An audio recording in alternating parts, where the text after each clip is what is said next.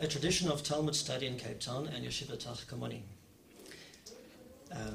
Cupetown Jewry at the early half of the 20th century saw a great influx of Jews from the Jewish cultural area called Lita, which comprised Lithuania, Latvia, parts of Ukraine, Russia, Poland and Belarusia. They came to Cupetown, where a small Anglo-Jewish presence had established itself, centered around the Garden Synagogue, also known as Tikvat Yisrael. There could be found a Judaism led by Reverend Bender, a Cambridge-educated minister who was well respected by the wider public, a competent orator who could quote from the greatest of English literature, but who was reputedly not much of a Talmudist. The English way was not a good fit for many of the immigrants, and so they saw to it that new congregations were set up where the Litvak immigrants could practice Judaism according to their way. Not all immigrants to South Africa from Lita were Talmudists, but of those who were, groups to study Talmud were set up around the Cape, mostly focused at these new synagogues, such as at Rowland Street Synagogue, also known as the New Hebrew Congregation or Agudat Achim, built in 1902, and in Constitution Street Synagogue, also known as Beit HaMidrash HaChodesh, built in 1903. There were also groups around town, at private groups at people's homes. The tradition of Talmud study in Cupetown in the early 20th century was epitomized by these groups known as chevras. Members of these were likely at first former Yeshiva Bochrim, students of one or more of the many and famous yeshivas, Talmudic academies of Lita, such as the more famous ones would be Tel, Slobodka, Mir, Ponovich, and Voloshin, but there were many more.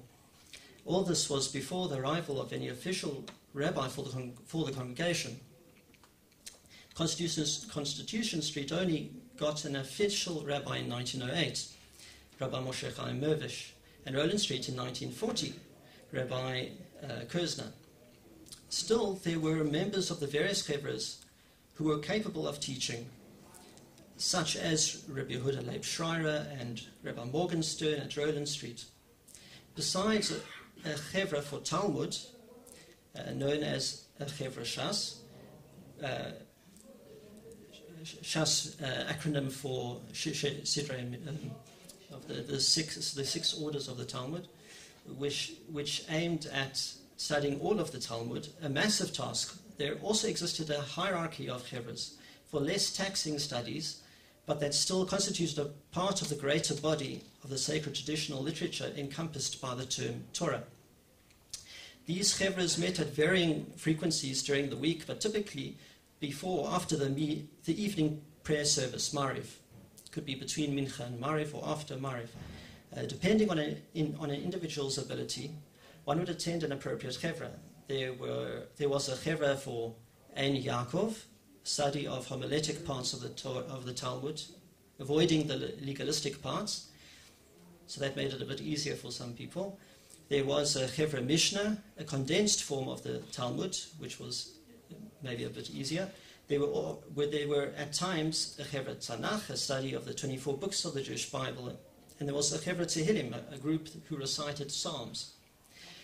While some chevras preceded the appointment of official rabbis for a congregation, some were started only after, and even then due to external influence. An example is the case of Musenberg Synagogue, where Rabbi Mervish was instrumental in starting a chevra Gemara referring also to the study of Talmud being an essential part of it. What was the difference between a chevra Shas and a chevra Gemara?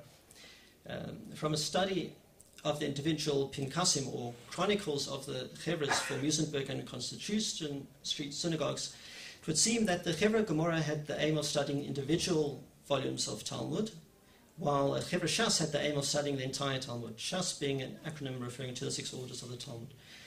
So this can also be seen in what celebrations they each had these chronicles for their activities. So this can be seen in what celebrations were chronicled. The chevra Gemara celebrated the completion of individual volumes, while the chevra Shas celebrated completion of either one of the 6 orders of the Talmud, half of the Talmud, or the entire Talmud. What is also interesting is the pace of study of one of the Chevras. The Chevra Shas of Constitution Street would complete the entire Talmud in 6 or 7 years. This amounts to a page per day, which is a very fast pace. One could surmise how participatory these Chevras were. Did the lecturer speak and others passively listen? Or was there active participation? How much did the members comprehend and understand? Again, I would venture to say that those who had studied in yeshivas would surely have actively participated, as with the tradition in many yeshivas in Litter, to vigorously engage in the war of Torah, the Milchama Shel Torah, by pummeling the lecturer with difficult questions. Chevras featured prominently in annual reports of Roland Street and Constitution Street synagogues, reflecting the importance attached to them by the community. As long as the immigrant generation was still around, the Chevras did well. But what about the next generation? Would the local-born youth be able to attain a capability to actively participate in a Talmudic debate or have any desire to join the Chevras? Never mind the lack of established yeshivas in South Africa. The environment of South Africa was different to that of Litter. Where in Litter, the Jews experienced a much greater percentage of the population of their locale. In Capetown, the Jews now found themselves in a minority amidst a competing host culture that the youth were more vulnerable to follow instead. Themselves were a minority amidst a competing host culture that the youth were more vulnerable to follow instead of a traditional pursuits. What would happen to this cherished aspect of Jewish tradition? Who would take the place of the lomdim, the learned ones, who through their learning were seen to be performing a sacred service on behalf of the entire community? Just as there were regular prayer services, so there were chevras engaged in Torah study. Who would continue the daily offering? Who would bear the torch of Torah? In Johannesburg, there was Rabbi S. Rosenzweig, who in 1925 had made an attempt by starting the Jewish Hebrew College, but my focus is now on Capetown. So in 1936, a gentleman called Isaac Schul, under the auspices of the local Mizrahi Zionist organization, began the brave venture of establishing a yeshiva in Capetown for the youth to study and become proficient in Talmud. This yeshiva was called Yeshiva Tachkemoni. This would be encouraged and supported by Roland Street Synagogue, of whom Schul was also the vice president at the time. The association of Roland Street with Mizrahi was a natural one, as of all the major synagogues at the time, Roland Street was certainly the most Zionist. Why this name? Tachkemoni was a name that was used around the world at that time for religious Zionist educational institutions. For example, the Tachkemoni schools in Tel Aviv, Jerusalem and Antwerp, and the Tachkemoni Rabbinical Seminary in Warsaw.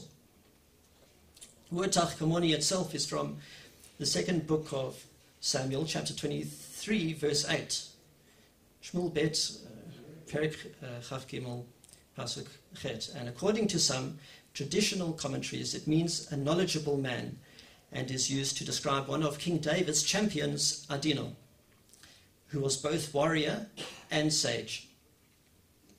Through this choice, Isaac Schul connected the yeshiva, Capetown Mizrahi and Roland Street with the world Mizrahi, joining them in solidarity with their aspirations and ideals. Who were the students to be? High school and university age students. What were the motivations for this? So, to provide locally trained religious personnel. Immigration at the time, there were immigration restrictions, blocked off a source of this personnel. If you remember, this was now the 1930s. And the main source of personnel would have been Europe at the time.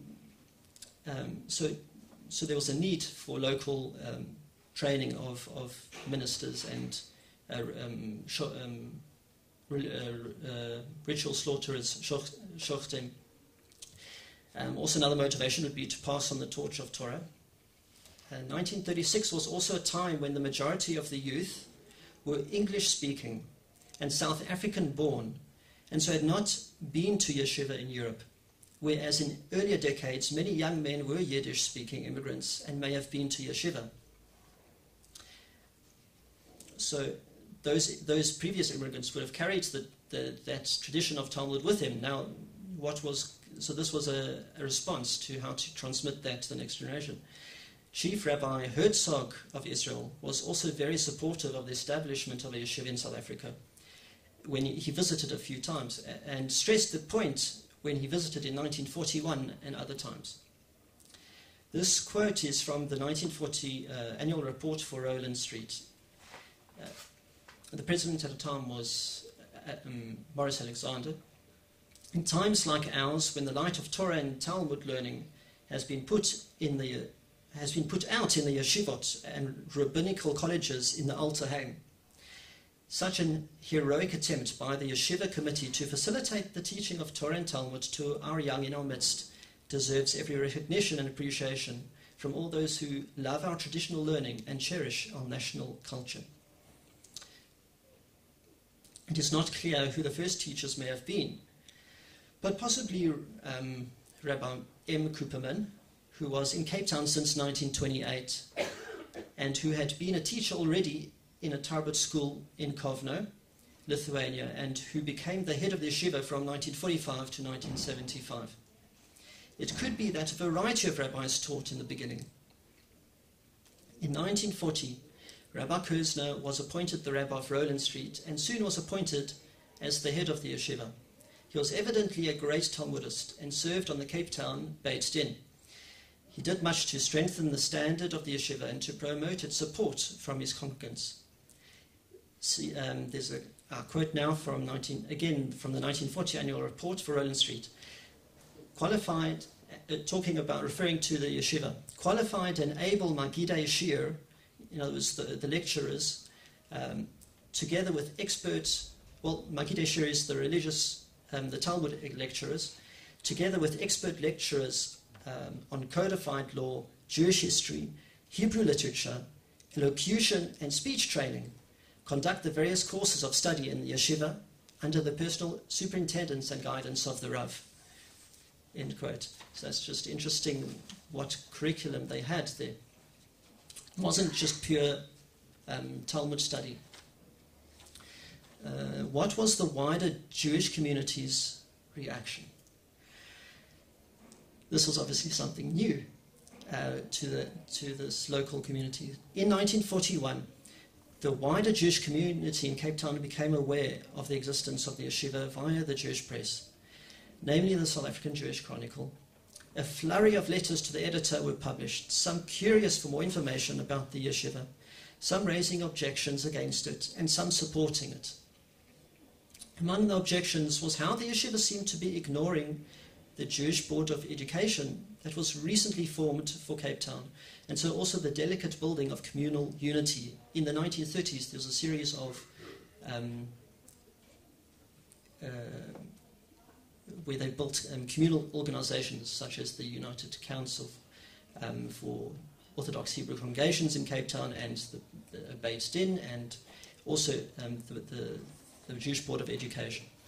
The board may also have felt threatened in how they had advertised their intention to, also in 1941, to establish a teachers' training seminary or college, primarily to train Hebrew teachers, but to include the training of shochtim, ritual slaughterers, and ministers.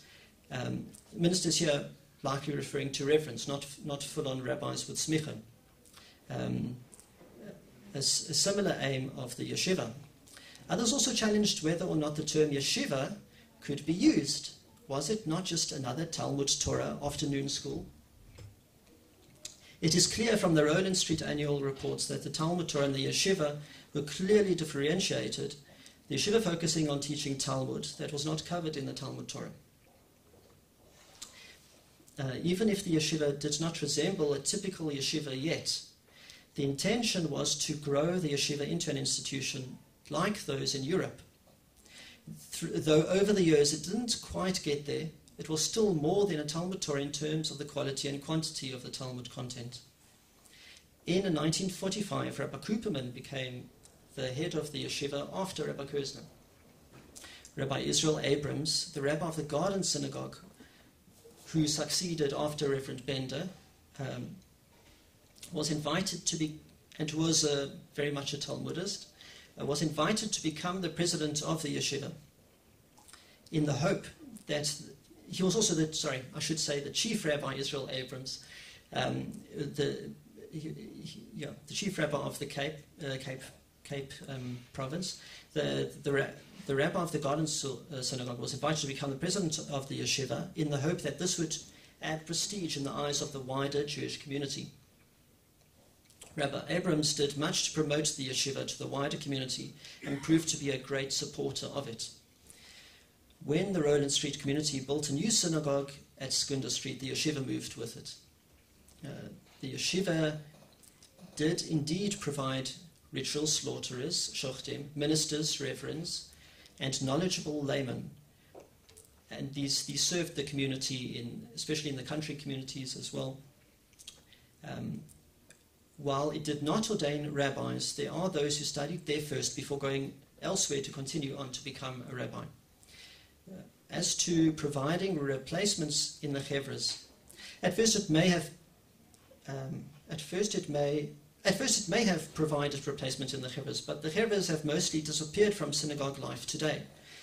I say mostly because there are still a few. If you look, you might be able to still find some in Joburg. Rabbi Morgenstern, the lecturer for the Chevra Shas at Roland Street, was already lamenting the situation in the late 1950s, the decline of the membership of the Chevras, the Societies for the Study of the Talmud. Nonetheless, the study of Talmud in Capetown survives in other forms and under different names, such as the worldwide Daf Yomi program, which is studying a page of Talmud a day, and which is beyond synagogue-specific location. Anyone can do it wherever they are. Or the professionals-based Midrash, which is a program run in Cape Town, or the Cape Town Kollel. All places where Talmud is studied. Rabbi Michael Kuperman, passed away in 1975 and taught till his dying day. So, what of the ideals of Yeshiva Tachkemoni? Who are the torchbearers who are teaching the tradition of Talmud study to the next generation in Cape Town today? There is such an institution that I would say that is similar in this manner of the Yeshiva Tachkemoni, in that is passing it on to the next generation of South African students. And I'd say that is Cape Town Torah High, which is now based at the Ponevezh Shul. Okay. Thank you very much. Thank you very much.